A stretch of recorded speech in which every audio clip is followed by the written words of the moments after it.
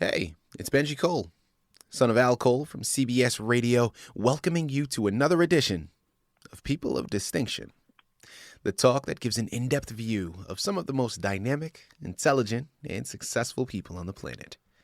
Run to our website, peopleofdistinction.org, for more info, or you can always email me directly at benji@alcoleenterprises.com. On the line with us today, we have Roxsane Tiernan.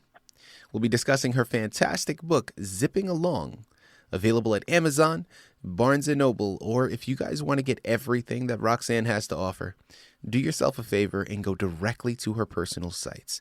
Now, there's two of them I'm going to list for you. One is where she has not only this book, Zipping Along, but her other two books that she's written as well. And then the second website is really just devoted to her artwork. So the first one is roxtiernan.net. That's ROXSTIERNAN.net. And that's going to be for her books. But then her website for her artwork is RoxsaneTiernanArtandSoul.com. ROXSANETIERNAN artandsoul.com. And I will say, Roxsane was brought to our network, People of Distinction, today by some of the best movers in the business. Good River Print and Media Publishing. So if you have a book that you'd like moved, you already know. You got to move it through Good River. And you can find out more information on them at goodriverprintandmedia.com. And guys, listen, it is an absolute pleasure to have Roxsane here on the line because her book we're discussing today is a memoir. Okay, but it's a memoir that is meant to inspire people to live their lives to the fullest. Now, that's such a cliche. I mean, how many times have we heard that message being told? But then in the same vein, on the opposite side of that token, even though we know it's something that we should be doing, how often are we doing it? And for me and from my own experience, a lot of times, I think fear is one of the biggest things that stops us from living our lives to the fullest. The fear in failure, the fear in letting people down, the fear in letting ourselves down. And a lot of times, it's as simple as just believing in ourselves. And I say simple, but of course, that's much easier said than done. And I love the fact that we have Roxsane here on the line because her book, Zipping Along, is actually, in a sense, a sequel to her first book that she's written called Zip. Now, Zip is a memoir based upon the first 50 years of her life, and then Zipping Along continues on past that and everything that has culminated in the next years after her 50th. So without further ado, let's jump right in. Roxsane, first and foremost, thank you so much for being a guest with us today on People of Distinction. How are you? My pleasure. And I'm enjoying this, and I will continue to enjoy this for the next few minutes. I'm a lively 81-year-old retired teacher.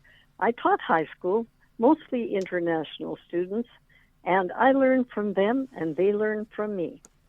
So one of my students came in at grad night after the ceremonies, came back to the classroom, and he said, "Mrs. Tiernan, you're my favorite teacher. You taught me the most important lesson in life. Life isn't fair." And that's one of those things that I remember. I was surprised that he came back to say that, but life is not fair. Just go along and believe in yourself and get the best that life has to offer you. I forgot to mention that I live in Burnaby, British Columbia, with my wonderful husband, Bill, and we're on the 29th year honeymoon since we got together. So that means it's a really good marriage. And that's in Zipping Along, too, in bits and pieces. But Zipping Along mostly takes you traveling with me. It seems whenever life is really, really challenging me, like just before the beginning of this book, Zipping Along, my first husband was killed on a job site in a logging accident. And I'm so sorry. From there, you have to stop and pick up your pieces and decide where you're going and all kinds of things. And I went off with the World Association of Girl Guides and Girl Scouts. I went to a camp they were having that summer in West Sussex in 1988. That was a return trip because I'd been there in 1980 as a Canadian Girl Guide delegate to that fantastic occasion. And this time I decided, since I was going to explore Europe, because I'd never really got my feet wet over there, so I did that. And then I came back and sorted my life and tried to figure out what I'd be good. You know, I had my teaching degree, and I had just finished it in 1987 when I was working in Mexico as the program director for the World Association of Girl Guides and Girl Scouts at Arcabana. Mm-hmm. So I've had the experience of taking part in one major Canadian international camp in Cape Breton, Nova Scotia in 1977, when I was in charge of handcrafts for that. Handcrafts for 2,500 people in Cape Breton, Nova Scotia, which is thousands of miles from where I lived in Squamish, BC. And the program that I suggested, they liked so much that they put me in charge of it. So that was an interesting growing experience for me. It was quite a mouthful to take on. Now, somebody asked me if I did any research into this book. Actually, no, I mostly went back in my life trying to see the different things that came along, the different people who were there that I learned from, like the young fellow who had been in a car accident on one of the local mountains coming back down from a celebration of finishing grade 11. Of course, the kids had been drinking. And he went up with one fellow and came back with another. That was a bad choice. The choice that he made seemed to be the most stable, but the kid put the Volvo into the base of a tree, and Glenn was in a coma for 2.5 months, and I worked with him as a tutor. Wow. And it's amazing to see the resilience of some people. He had been a weightlifter before, and he loved cars and, of course, girls. The girls were harder to get afterwards, and the car, he finally got a well-adapted version and that, but he still walks a little bit like a robot. But when I had him, he started off in a wheelchair, and at the end of the year, we'd got so far that going to high school together that he could walk up and down the stairs, and that's a real accomplishment. So those kind of things really make your life interesting. And it's just what comes up sometimes in options for you to choose. After that, I worked mainly in international education, going and having homestay students live in my house because at that time I was single and I had 3 bedrooms, might as well fill them up with somebody else. And you learn a lot about cultures, and those kids, they still, I call them kids, even though now they're like 40 or 42 or more. I still have people that will show me around Hong Kong or take me to dim sum in Taiwan or all of those different things, and the different people I met along the way, and traveling with my daughter and her 3 children. And when they were, I think they were 7, 9, and 11, when we traveled through to Bali and Malaysia and back through, we went out through Taiwan and back through Japan. And those little kids, they learn so much, and they're just great company. And now that they're, the youngest one is now 30, and he's coming to visit in about 3 weeks' time because COVID's kept him trapped in Manitoba where they live. So he's coming out to visit. And my daughter's coming from Manitoba tomorrow. So I'm excited, so excited that I almost thought I was going to pick her up today and bring her home today. And then I had to look at the calendar and say, it's okay, Roxanne. You've got this interview today, and you can pick your daughter up tomorrow. Absolutely. So you have some questions, Benjie? Yes, absolutely. Roxanne, thank you so much for everything that you've just articulated to our listening audience. Now, I'm curious. I know why you felt interested, of course, in comprising this book and putting your experiences on the page. Now, why didn't it end there as just something you did for yourself, similar to a journal? But you wanted to put it out for the public to be able to partake in as well. Articulate to our listening audience what inspired you to do that. Mostly my students, they said, oh, Miss Tiernan, you've got to write a book. You've just got to write a book. We know you've had such a fascinating life. And my earlier life, they knew, was really troubled. From about 11 to 17, life was my version of hell. But I left home and picked myself up and dusted myself off and went through the first year of university so I could teach. And I started off in a one-room school. A one-room school in 1959-60 with grades 1 to 8 in the same room, and the access to that place was only by air or water. 2 of those students still keep in touch with me.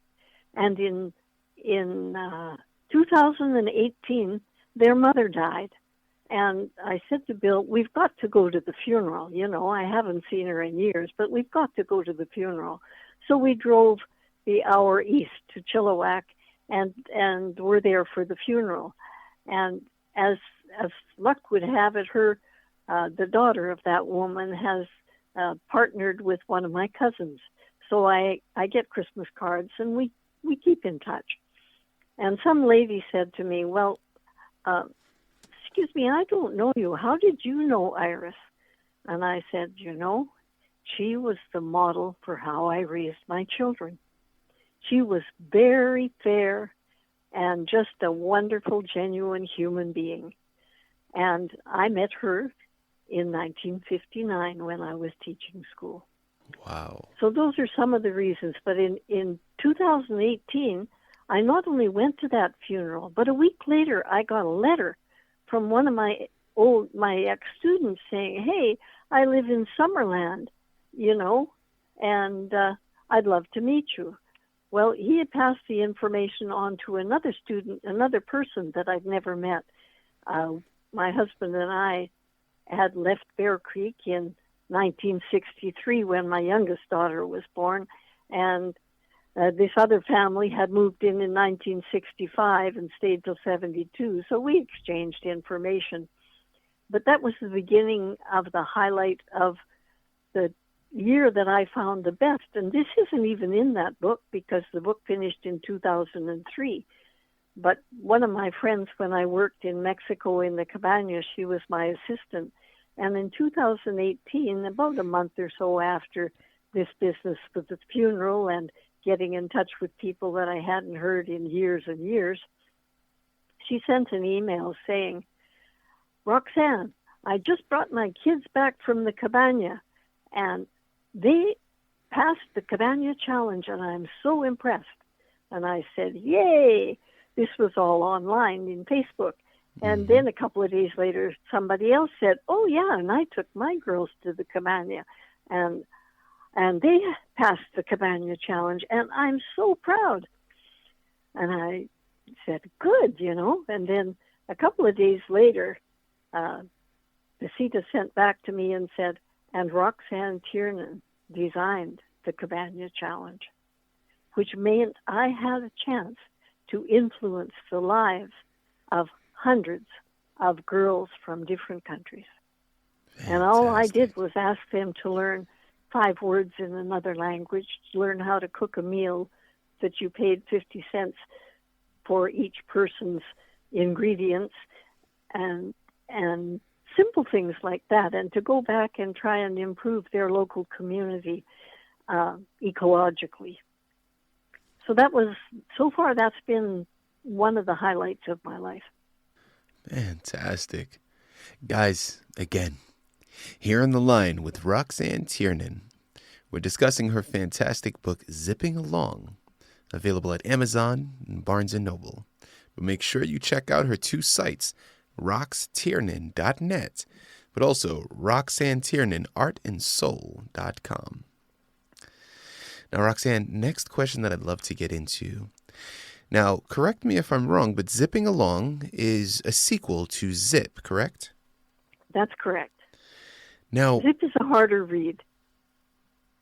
Now, why did you break the books apart into two separate series and not just put them, because they're all memoirs. They're both memoirs based upon your life.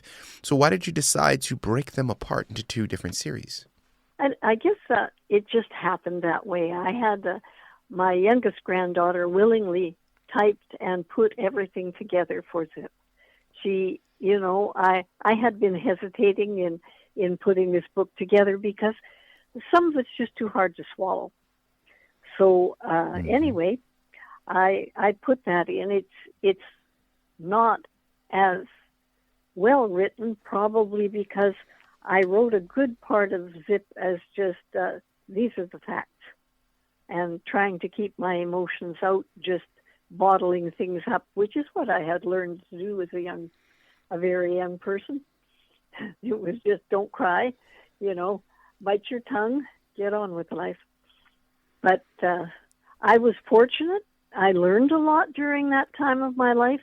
One thing that would make everybody laugh if they realize it is when I was a kid, we had 5 acres when I was 11. We moved to a 5-acre plot that had a lot of small alder trees on it.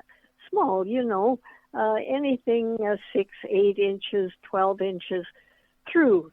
And I learned to use a 2-bitted axe, a double-bitted bucking axe.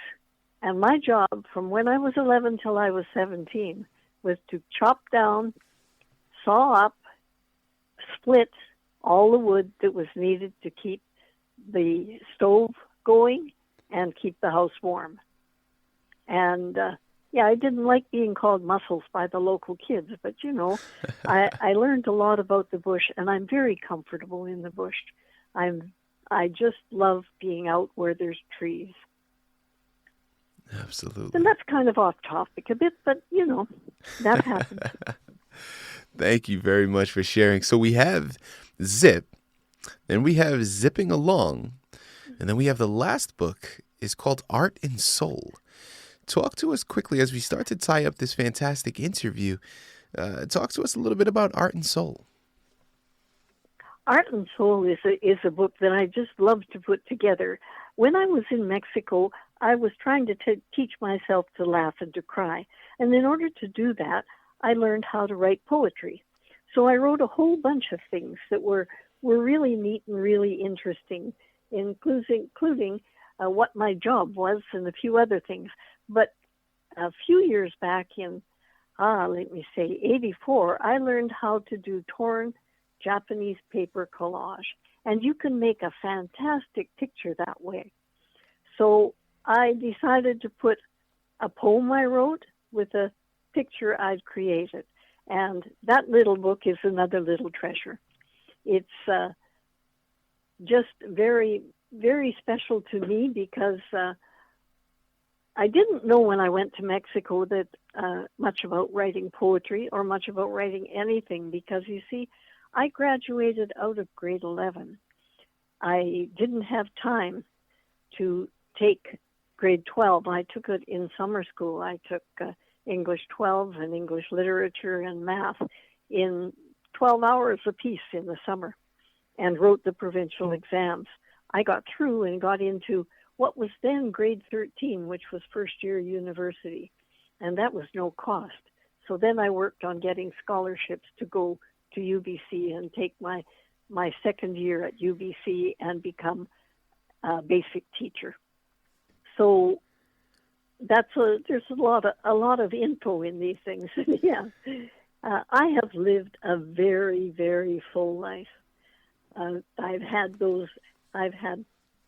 faced the problem of my youngest daughter dying at 17 from a brain tumor. We found out, and 10 days later she was dead. 7 years later, her dad was killed on the job. And there's been other things I've lived through. But I've learned to just keep going, to take the good things from your memory and keep them and keep going and keep going and keep trying the new things. So I'm still trying to get better at painting abstracts, but most of my paintings up to this point have been landscapes. But I'm well received. I'm a member of the Federation of Canadian Artists, and I took 10 local artists to China in 2014 and hosted 10 artists from Guiyang in 2015 amongst the bunch that I took. Guiding trained me for a lot of things. You know, Roxsane, and that's what I love so much about everything that you're saying. But when we're talking about your books, as you stated, there is so much information. Guys, we've barely scratched the surface, okay? I could sit here, I could talk to Roxsane for hours about all of the different experiences that she has in these books. Unfortunately, we're out of time. But that doesn't mean that the journey... It's been great, Benjie. No, likewise. Absolutely likewise. And listen, that doesn't mean that the journey has to end. All that means is you already know what you have to do. You have to head on over to her Amazon page, her Barnes & Noble page, roxtiernan.net, or Roxsane Tiernan, artandsoul.com, to gather everything that Roxsane has to offer. As I stated, we were just talking today about Zipping Along. But there are 2 other books that she's written as well amongst her artwork, in which she was already discussing. So when you go and pick up Zipping Along, make sure you look into Zip and also Art and Soul by Roxsane Tiernan. You surely will not be disappointed. Let's learn from her experience. It won't be boring. No, absolutely. Absolutely not. Roxsane, listen, it's been a pleasure. Thank you for being a guest with us today on People of Distinction. Thank you so much, Benjie. I wouldn't miss it.